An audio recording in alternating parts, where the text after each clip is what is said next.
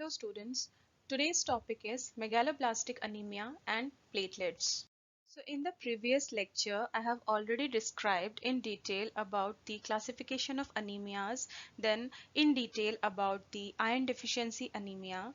Now in today's lecture, you will be studying about the second most important anemia, that is megaloblastic anemias, then in brief about haemolytic anemias, especially the congenital spherocytosis and G6PD deficiency anemia. Now, after that, you will also study in this lecture about platelets, that is the structure, the normal count of platelet and the variations related to it, then thrombopoiesis or platelet formation and the properties as well as functions of platelet. Megaloblastic anemia. It is a type of anemia that is characterized by abnormally large cells of the erythroid series. What does it mean in simple language? Mega meaning big and blast meaning immature cells. So in megaloblastic anemia, the RBCs will be bigger in size and they will be immature. Now, what is the cause for megaloblastic anemia? The cause is defective DNA synthesis. This defective DNA synthesis is due to the deficiency of vitamin B12 or folic acid, or in sometimes it can be both. So megaloblastic anemia is caused by the deficiency of vitamin B12 or folic acid or both. Now the maturation, what happens here is the maturation of the nucleus is delayed when the RBCs are being formed inside the bone marrow. So at that time the maturation of the nucleus is delayed when compared to the cytoplasmic development or the growth of the cytoplasm. So what happens is that the cytoplasm develops normally and it becomes bigger in size, but due to the deficiency of vitamin B12 or folic acid, the nucleus is not able to develop totally. So it leads to the formation of nucleated red cell precursors, which are normally larger in size when compared to the normal RBCs. So these cells are known as megaloblast. Now, what are the types of megaloblastic anemia? There are two types, basically based upon the cause. Megaloblastic anemia can be due to the deficiency of vitamin B12, or it can be due to the deficiency of folate. Let us briefly know about the dietary sources as well as important functions of vitamin B12 and folate in human body. Dietary source of vitamin B12 is basically animal origin, that is, it is present in kidney, liver, heart, muscles and meat from animals. Also, it is present in fish, eggs, cheese and milk. So, vitamin B12 is synthesized in the large intestine, but it is not absorbed. Vitamin B12 is absorbed in the ileum.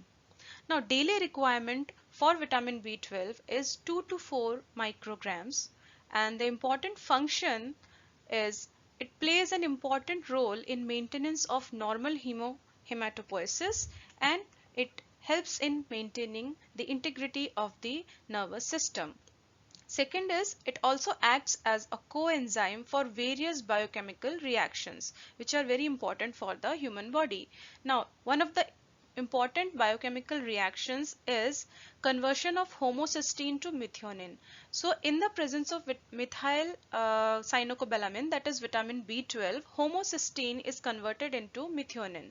Now when this reaction is impaired, the folate metabolism is deranged and defective, which results in defective DNA synthesis and ultimately which leads to development of megaloblastic maturation and megaloblastic anemia.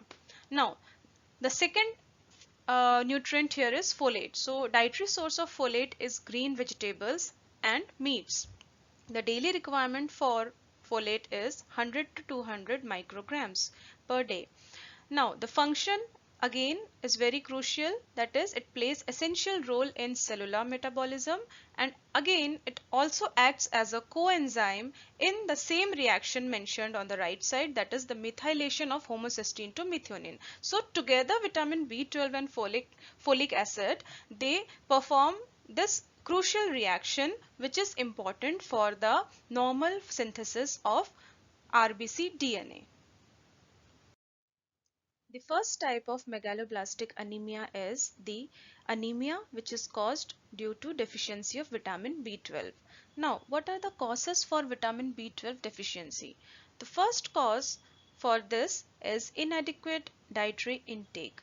This type of deficiency can be seen in strict vegetarians and breastfed infants. Second cause for vitamin B12 deficiency is malabsorption of vitamin B12. The malabsorption of vitamin B12 in human body can occur due to two causes. The first one is either the person may be suffering from any gastric issue. Those are the gastric causes like gastrectomy, autoimmune cause of failure of secretion of intrinsic factor, which ultimately lead to pernicious anemia, also known as Addison's anemia. And second cause can be intestinal causes. For example, tropical sprue, ileal resection, Crohn's disease, tapeworm infestation, and blind loop syndrome. So these two types of causes can lead to malabsorption or ill absorption of vitamin B12 in human body. Pernicious anemia is basically a type of megaloblastic anemia that occurs due to deficiency of vitamin B12. So what happens here in pernicious anemia? The gastric cells, the parietal cells are affected, and these parietal cells are not able to produce sufficient amount of intrinsic factor. Intrinsic factor is very important for the absorption of vitamin B12 because intrinsic factor combines with vitamin B12 in the duodenum, and it takes the vitamin B12 till the ileum where vitamin B12 is absorbed by the human gut. So if intrinsic factor is not present in the human body due to certain conditions, it will lead to deficiency of vitamin B12. Pernicious anemia is present in mostly in females between the age group of 45 to 65 years, and especially in 50% of the population, this pernicious anemia occurs due to certain autoimmune reaction that causes atrophy of the gastric mucosa. What are the features of pernicious anemia? The features of pernicious anemia will include all the general features of megaloblastic anemia, which I will be discussing in the coming slides, and plus it will have certain specific features, that is presence of anti-intrinsic factor antibodies in the serum and abnormal Schilling test. The treatment for pernicious anemia is regular administration of vitamin B12 by intramuscular route, that is injectable vitamin B12 should be taken, and second is symptomatic and supportive therapy like physiotherapy given for neurological deficits for severe cases of pernicious anemia. One important note which is to be taken into consideration is that vitamin B12 stops further damage. If you give vitamin B12 injection to a patient of pernicious anemia, it will stop further damage from the disease, but it cannot reverse the damage which has been already done to the patient. So that is why pernicious anemia is also known as dangerous anemia or destructive anemia. The second type of megaloblastic anemia is megaloblastic anemia occurring due to the folate deficiency. Now, what are the causes of folate deficiency? First is inadequate dietary intake. If a person is not taking sufficient folate through his diet, that can lead to inadequacy and lead to megaloblastic anemia. Especially these are seen in case of poor people who cannot afford protein rich non-vegetarian food or high protein rich food, also in infants who are breastfed, and alcoholics who are not taking sufficient diet. Second cause of folate deficiency is malabsorption. Malabsorption can be due to celiac disease, tropical sprue, and Crohn's disease. All are intestinal causes for malabsorption. Now the third is increased demand.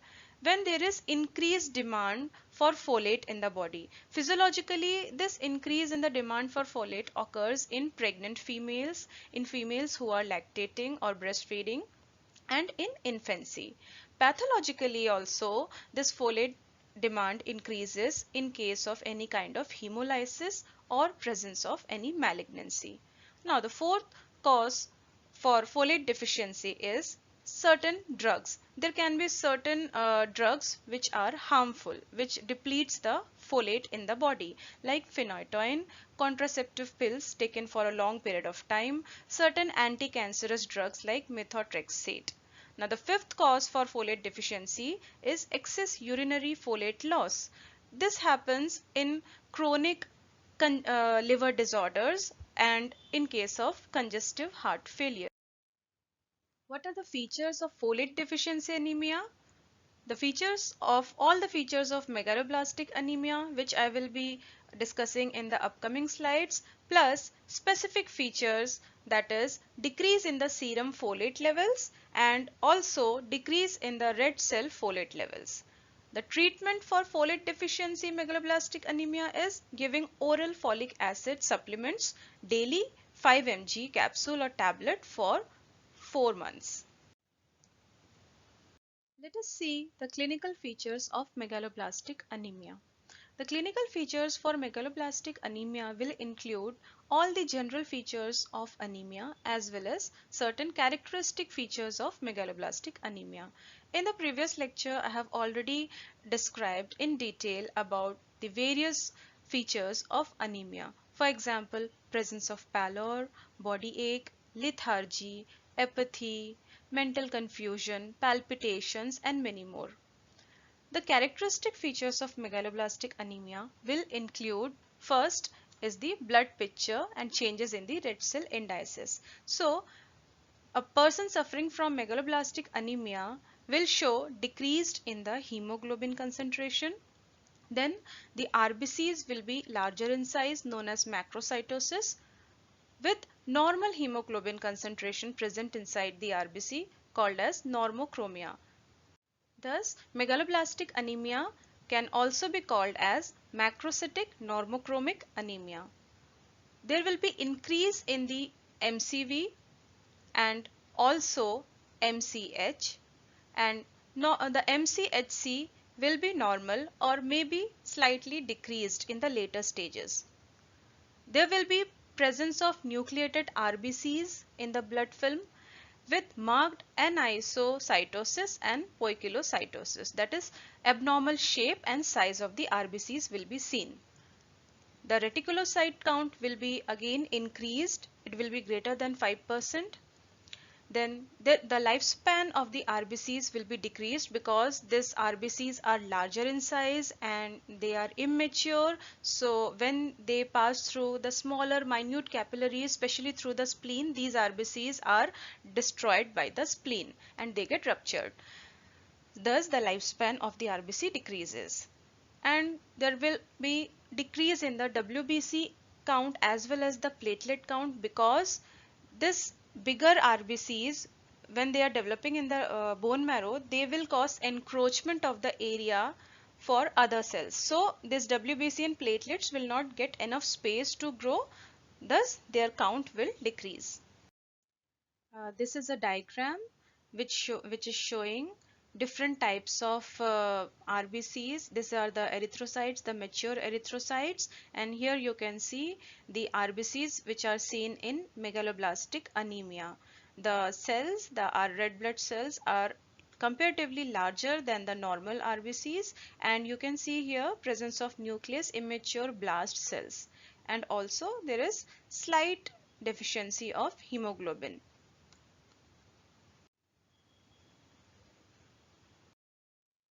The second characteristic clinical features of megaloblastic anemia can be seen by bone marrow picture. The bone marrow will of a person who is suffering from megaloblastic anemia, the bone marrow sample will show megaloblastic hyperplasia, which is characterized by the presence of 70% of proerythroblast and early normoblast and 30% of intermediate and late normoblast. Basically, this is reversed in case of megaloblastic anemia. Now, the marrow iron, if you see, it will be increased. So, there will be more iron present inside the bone marrow. It can be seen by Prussian blue staining. The third characteristic clinical feature of megaloblastic anemia are the Effects seen in the gastrointestinal tract and the central nervous system. So a person suffering from megaloblastic anemia will show deficiency of intrinsic factor and achlorhydria. Achlorhydria is the complete lack of HCl in the gastric juice. This occurs due to atrophy of the gastric mucosa because the gastric mucosa is damaged in pernicious anemia, that is megaloblastic anemia. So the parietal cells are damaged basically, and they are not able to produce hydrochloric acid as well as intrinsic factor. Now the person will also have episodes of diarrhea, and in severe cases, in more advanced cases of megaloblastic anemia, the person will suffer from subacute degeneration of spinal cord.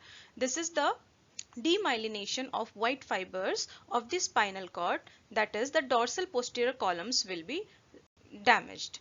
So the symptoms will be like tingling and numbness of the hands and feet, and also motor and psychological disturbances will be present.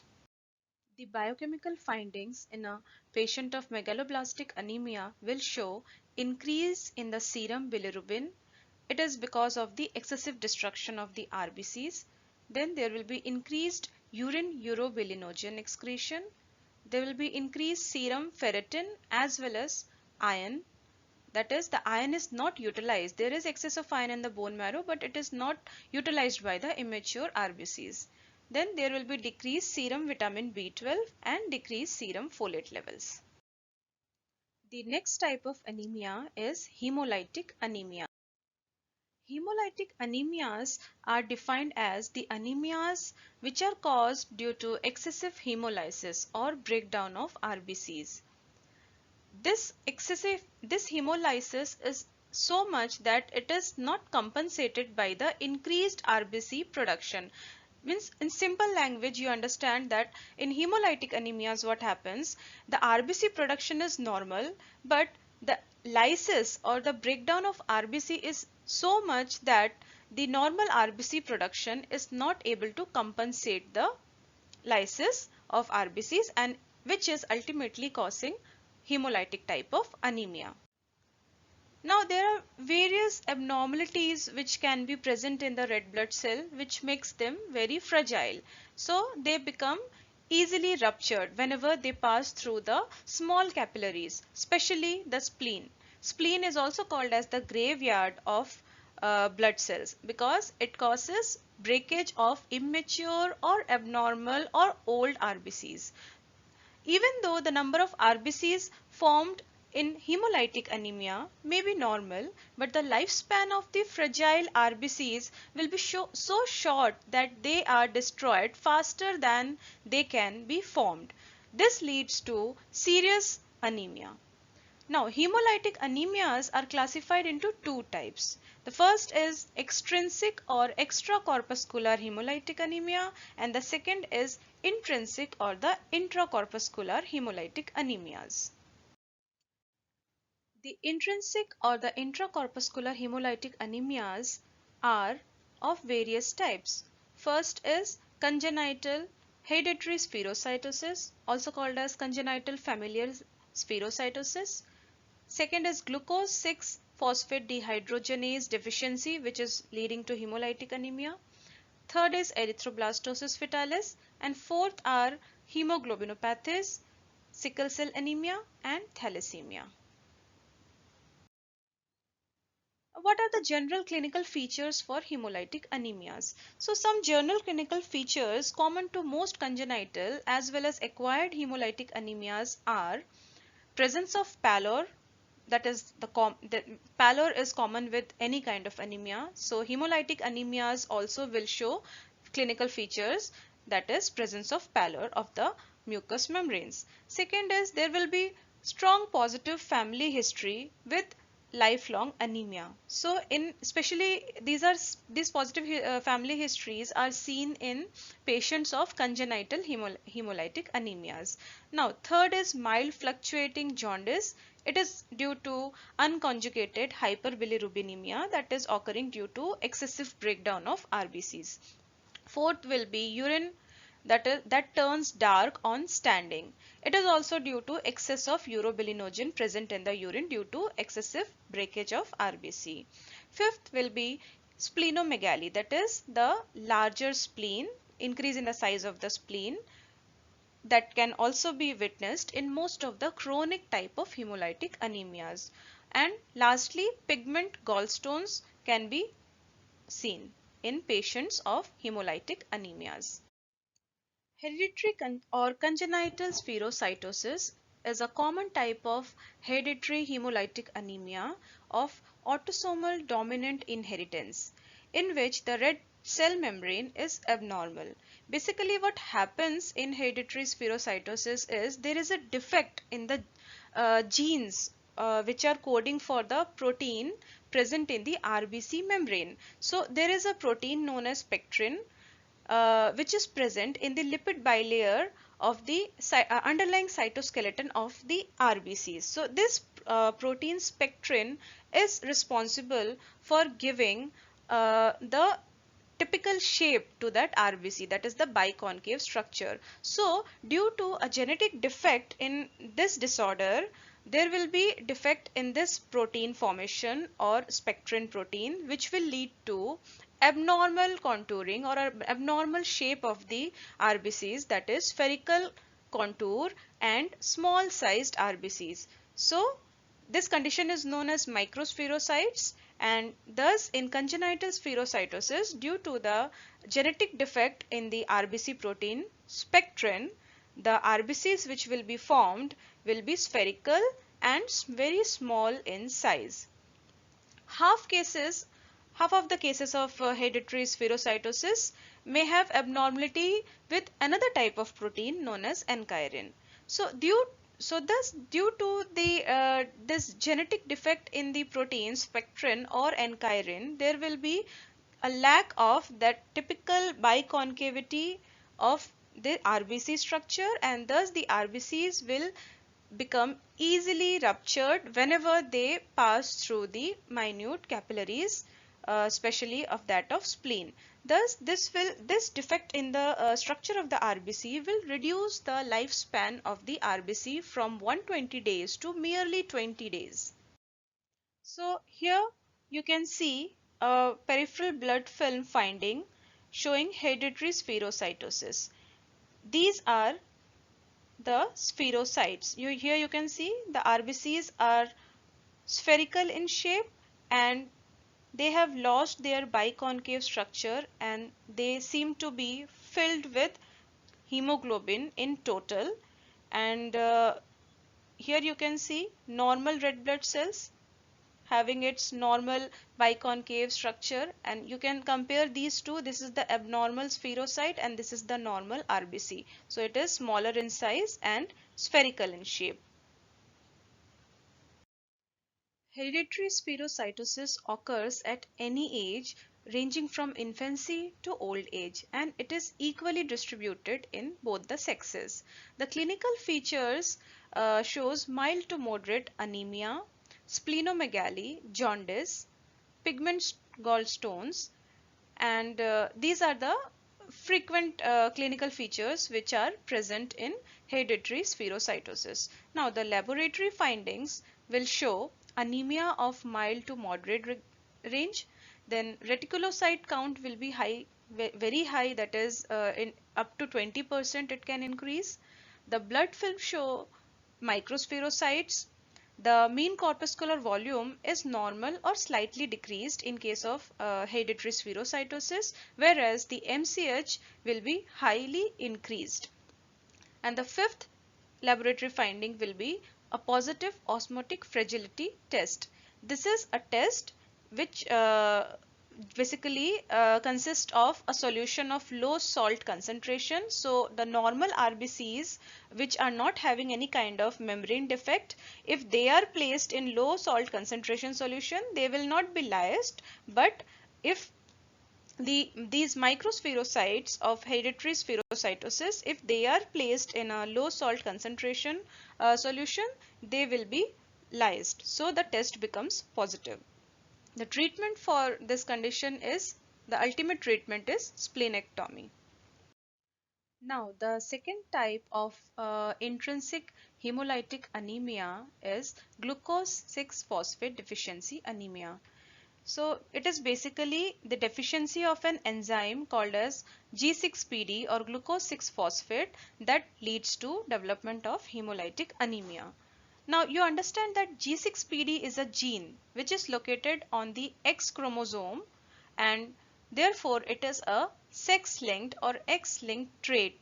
So any kind of sex-linked trait will show its full effect in males, whereas the females will only be the carriers of those genes. So glucose 6-phosphate deficiency anemia is specially seen in male but not in female. Females are only the carriers. Now, G6PD deficiency is the most common defect that occurs in a hexose monophosphate shunt. What happens is this G6PD is a product of normal hexose phosphate shunt. So normally RBCs are protected against the oxidative stress which is due to the presence of reduced glutathione. So reduced glutathione is nothing but these are antioxidants, okay, which are normally produced by the normal hexose monophosphate shunt.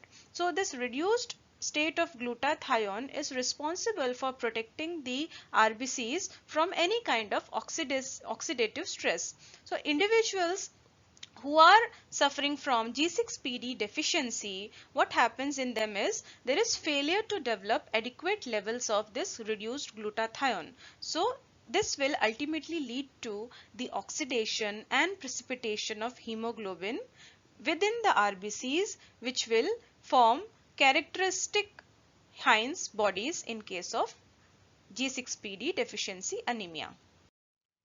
This G6PD deficiency anemia have so many variants. The most common and the significant clinical variant of G6PD deficiency anemia is A type of G6PD deficiency anemia, which is specially found in African males. So what are the characteristics of this special type of variant? People who are suffering from A-type G6PD variant, this gives them protection against malaria. So malarial parasite, the plasmodium parasite, will not be able to live inside the RBC due to this variant.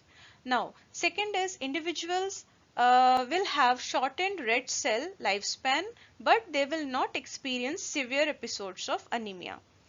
Thirdly, they will develop hemolytic episodes only when they are exposed to certain oxidative stress, and these oxidative stress can be any kind of viral or bacterial infections or exposure to or consumption of any kind of toxic drugs like anti-malarial drug, sulfonamides, aspirin, etc., or ingestion of a special type of beans known as fava beans that can cause the episodes of hemolytic anemia. So this condition is known as favism. The signs and symptoms of G6PD deficiency anemia are same as that of hemolytic anemia, like jaundice, darkening of urine, pigment gallstones, etc. And the laboratory findings will show the following results. During period of acute hemolysis, there will be hemoglobinuria, that is, hemoglobin will be seen in urine. Then there will be increased unconjugated bilirubin. There will be in the peripheral blood film you can see Heinz bodies which are characteristic for hemolytic anemias. And between the period of crisis, the patient will be usually non-anemic. So the treatment is prevention of hemolytic episodes like stoppage of any those offending drugs, or stop eating the fava beans that can act as preventive measure. And if the person is experiencing hemolytic episode, then rarely blood transfusions are required in certain cases. Now the next topic is platelets. Platelets are small, colorless, non-nucleated, refractive bodies present in the blood. So basically platelets are the third type of blood cells. So they are also known as thrombocytes. Thrombus means clot and cytes meaning cell. So platelets or thrombocytes are the cells which are responsible for clot formation. The size of the platelet is, it has a diameter of 2.5 micrometer, which ranges between 2 to 4 micrometer. The average size is 2.5 micrometer and the volume is 5.8 femtoliter. So platelets are the smallest blood cells.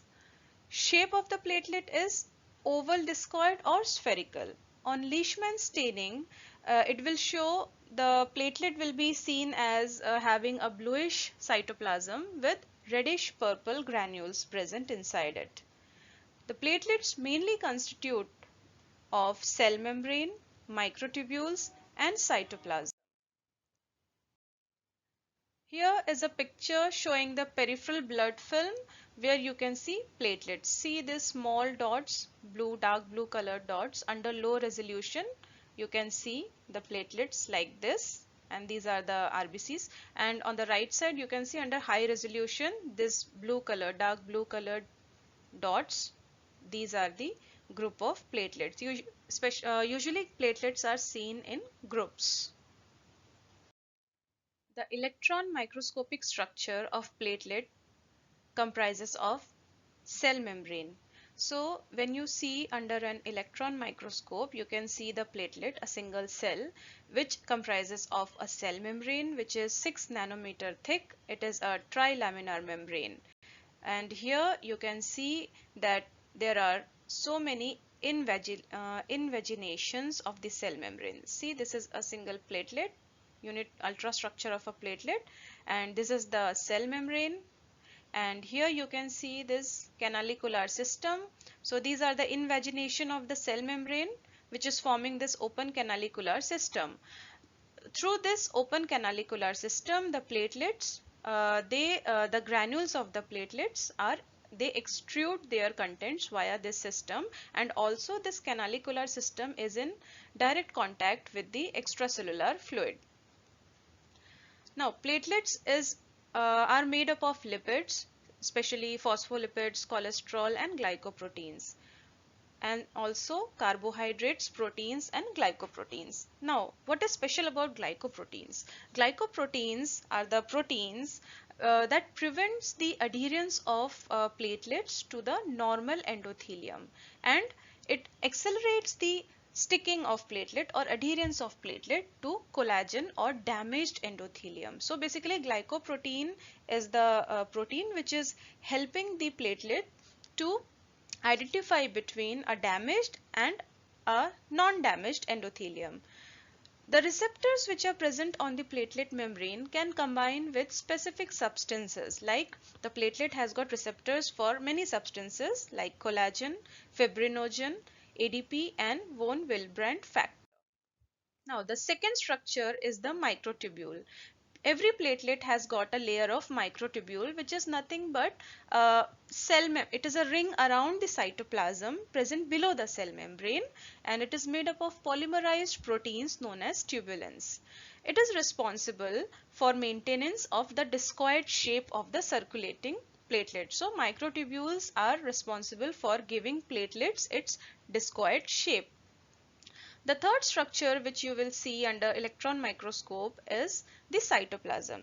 The cytoplasm of the platelet contains many cell organelles like Golgi apparatus, endoplasmic reticulum, mitochondria, microtubules, filaments and granules. It will also contain glycogen, many proteins and enzymes. Now the Golgi apparatus and the endoplasmic reticulum, they synthesize various types of enzymes and they store large quantities of calcium. Various types of proteins are present inside the platelet. First set of proteins are contractile proteins, namely actin, myosin and thrombostenin. These contractile proteins are responsible for clot retraction. Now second type of protein is von Willebrand factor. These are produced by endothelial cells and these are responsible for platelet adhesion and regulation of factors present in the plasma. Now the third protein is fibrin stabilizing factor. It is a clotting factor. There is another important protein known as platelet derived growth factor, which is responsible for repair and healing of blood vessels. It is a potent mitogen. Then apart from these, platelets will also contain platelet activating factor and thrombospondin.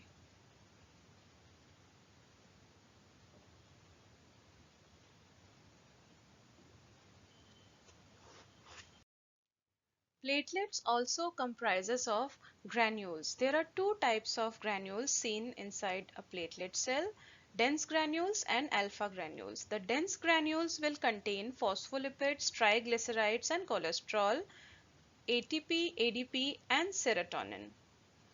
And the alpha granules will contain secreted proteins such as clotting factors, PDGF, thrombospondin and certain enzymes like ATPase. Now, the normal platelet count is between the range of 1.5 to 4.5 lakh per microliter of blood. So the average count comes around 2.5 lakh platelets per microliter of blood. The lifespan of platelet is around 8 to 12 days and it is stored as well as destroyed in the spleen. The physiological variations related to the platelet count is depending upon various factors. Like the first factor is age. So in infants the platelet count is usually less, that is 1 to 2 lakh per microliter of blood. Now normally there is no difference based on the gender. However, during menstruation due to natural loss of blood, the platelet count tends to decrease in that time in females. After meals, there is slight increase in the platelet count physiologically, and there is also increase in the platelet count after strenuous exercise or vigorous exercise and also at high altitude. After strenuous exercise, the platelet count increases due to splenic contracture due to the release of adrenaline. Adrenaline causes the contraction of the spleen and it releases more platelets into the peripheral circulation. So the platelet count generally increases, and at high altitude, usually due to hypoxia, the hemopoiesis starts, and along with all the other blood cells like RBC and WBC, platelets are also produced. So the platelet count is increased. Now, what are the pathological variations? There are two types of conditions which can occur. One is thrombocytosis, that is the increase in the platelet count, abnormal increase in the platelet count. Another is thrombocytopenia, that is abnormal decrease in the platelet count. So, an increase in the number of platelets more than 4.5 lakh per microliter of blood is termed as thrombocytosis. The causes for thrombocytosis is it can increase after splenectomy when the spleen is removed from the body. The less destruction of platelets will lead to more number of platelets. And second is after hemorrhage, any kind of bleeding due to severe injury or major surgical operation, or after delivery, there will be thrombocytosis. Now, in certain myeloproliferative disorders like chronic myeloid leukemia, polycythemia vera or myelofibrosis, there will be thrombocytosis. After administration of adrenaline due to splenic contraction, there will be thrombocytosis, and even after taking too much stress, the thrombocytosis can also increase. It is also related to the release of epinephrine or adrenaline. Now, what are the causes for thrombocytopenia? Thrombocytopenia is the decrease in the number of platelet count less than 1.5 lakh per microliter of blood. Now, the causes can be idiopathic thrombocytopenic purpura, then bone marrow depression due to cytotoxic drugs or any kind of X-ray, gamma ray irradiation, hypoplastic and aplastic anemia. Then acute leukemia or secondary deposits of malignancy in the bone marrow can lead to thrombocytopenia. Infections like chickenpox, dengue, typhoid, basically viral infection will cause thrombocytopenia. Then if there is hyperactivity of the spleen called as hypersplenism, that will destroy the platelets and it will cause reduction in the number of platelets. and toxemia, septicemia, uremia can also lead to development of thrombocytopenia. Now come to thrombopoiesis. Thrombopoiesis means formation or development of platelets. So like any other blood cell, platelets are also formed in the bone marrow. So the site of thrombopoiesis is bone marrow. The pluripotent stem cell destined to form the platelets, they gets converted to colony forming units known as megakaryocyte colony forming unit, and that will cause development of platelets after going through various stages. So basically pluripotent stem cell give rise to platelets. There is a protein produced by the liver and the kidney known as thrombopoietin, which is responsible for controlling the process of thrombopoiesis along with colony stimulating factors. Now let us see the stages of thrombopoiesis. So here you can see there are basically three stages of thrombopoiesis. The first stage is megakaryoblast. The megakaryoblast is the earliest recognizable precursor of platelets in the bone marrow. The diameter of megakaryoblast is 20 to 30 micrometer, which is comparatively smaller when compared to megakaryocyte. The cytoplasm is small, blue and non-granular. The nucleus is large, oval or kidney shaped with many nucleoli present inside it. Now from the megakaryoblast, the megakaryoblast will undergo endo-reduplication of the nuclear chromatin and it will form megakaryocyte. So here also ultimately a large cell containing up to 32 times the normal diploid content of nuclear DNA will be formed and the cytoplasm becomes granular. The third stage is the stage of megakaryocyte. So promegakaryocyte will give rise to megakaryocyte. The cell margin of megakaryocyte is irregular and it shows many pseudopodia. So these pseudopodia are basically finger-like projections. See, these are the pseudopodia. So the megakaryocyte cell membrane will show many pseudopodia. Now the diameter of this megakaryocyte is larger when compared to the progenitor cell, that is the megakaryoblast. So diameter is about 30 to 90 micrometer. The nucleus will be single and it will be multilobed and it will show coarse clumped chromatin. The cytoplasm will be abundant, light blue in color and it will contain the red purple granules. Now these platelets are formed from these pseudopodia of megakaryocyte cytoplasm which get detached into the bloodstream. So the pseudopodia, which you can see the finger-like projections, these finger-like projections, they get detached from the main cell and they will convert into mature platelets. So each megakaryocyte can form up to 3000 to 4000 platelets and the total duration of this entire process of thrombopoiesis is 10 days. Now let us see the properties of platelets. Platelets have three important properties, that is adhesiveness, aggregation and agglutination. Adhesiveness means sticking. Adhesive means glue, that is sticking. So it means when they come in contact, when the platelets come in contact with any rough or wet surface, basically damaged endothelium, they have a tendency to get activated and stick to that damaged surface. Factors responsible for adhesiveness are collagen, thrombin, ADP, thromboxane E2, calcium and von Willebrand factor. All these are responsible for causing the platelet to get adhered to the damaged endothelium. Now in the diagram here you can see, showing this diagram shows the property of platelet adhesiveness or adhesion. Now the second property of platelet is aggregation. It means that the platelet can stick to each other. This is due to ADP and thromboxane E2 formation. The platelet binding to a collagen, exposed collagen, will cause their activation. So it will lead to release of contents of the platelet granules. The released ADP acts on the ADP receptors of the platelet membrane and it causes further accumulation of platelets. The platelet aggregation is also increased by other factors. Those factors are platelet activating factor, cytokines, neutrophils and monocytes.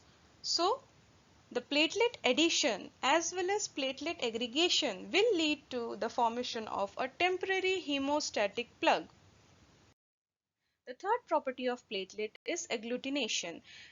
Agglutination means clumping together of platelets, and this occurs due to action of certain platelet agglutinins.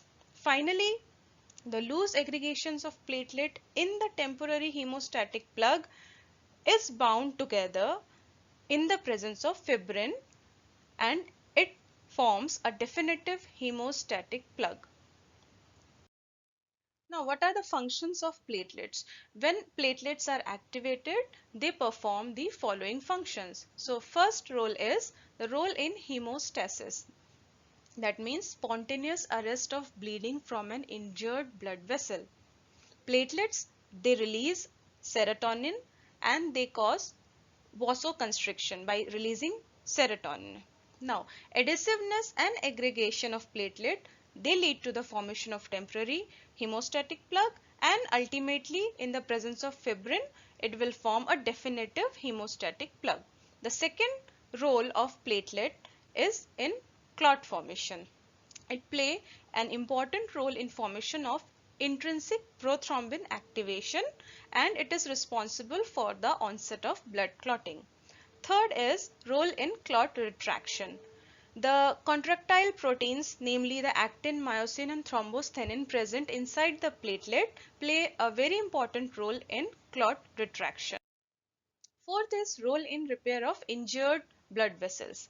The platelet derived growth factor which are present in the platelets, they play an important role in the repair of the damaged endothelium and other structures of injured blood vessels. So basically this platelet derived growth factor helps in formation or development of new blood vessels. Fifth is role in defense mechanism. Due to the properties of agglutination, platelets are capable of phagocytosis, especially of carbon particles, viruses and immune complexes. The sixth role is transport and storage. Platelets cannot produce serotonin, but platelets can take up or store serotonin whenever they pass through the gastrointestinal circulation. So, in this way, they act as a storage house of serotonin. Thank you.